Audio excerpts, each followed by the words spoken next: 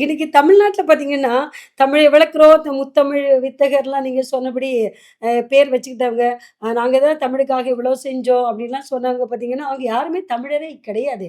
அந்நிய மொழியை சேர்ந்தவங்க தமிழ்நாட்டுல வந்து தமிழை வளர்க்குறேன் வளர்க்குறேன்னு அவங்க சொல்றது, தன்னுடைய வளர்ச்சிக்காகவா? இல்ல மொழியின் மீது உள்ள பற்றா? அதாவது ரொம்ப சிம்பிளா சொல்லணும்னா, தமிழ் வளர்த்த தெலுங்கர் பட்டியல்னு ஒரு பட்டியல் போட்டோம்னா, ம். இப்ப இருக்கக்கூடிய தமிழரோட தமிழறிஞர்கள் உட்பட ரொம்ப பெருசு. ஓ! ஜெனுயினா தமிழ் வளர்த்த தெலுங்கர். அ. ரொம்ப பெரிய பட்டியல் அப்ப இருக்கு. தமிழர்களும் அவங்க தான் அதிகம் வளர்த்துருக்காங்க. வளர்த்துருக்காங்க. ம். தமிழர்களும் அது பாராட்ட வளர்த்துருக்காங்க. வேண்டிய விஷயம் தானே! எஸ். இது வந்து ஜெனுயினா பண்ணக்கூடிய சைட்ல. ம். பொலிட்டிக்கல் சைட்ல இருந்து பார்த்தீங்கன்னா, லாங்குவேஜ் பாலிடிக்ஸ் அப்படிங்கிறத பண்ணக்கூடியவர்கள் தமிழர்கள் இல்லைன்னு சொல்லி தமிழர்களும் தப்பிச்சுக்க முடியாது. ஓ! ஏன்னா தனித்தமிழ் பாலிடிக்ஸ பண்ணினது இவங்க தான்.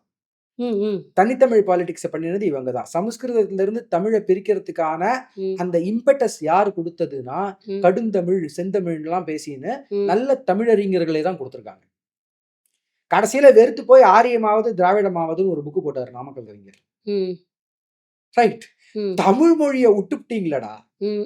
தமிழ் மொழிய சமஸ்கிருத உட்டுப்புட்டீங்களே! வெறுப்புங்கிற பேர்ல தமிழ தமிழ விட்டுட்டீங்களே! விட்டுட்டீங்களே! இதுக்கப்புறம் நீங்க ஆரியன் ஆண்டால் என்ன? திராவிடன் ஆண்டால் என்ன? அந்த ஆங்கிலேயனே ஆண்டால் என்னன்னு எழுதினாரு அந்த புஸ்தகத்துல. நாமக்கல் கவிஞர். ம்.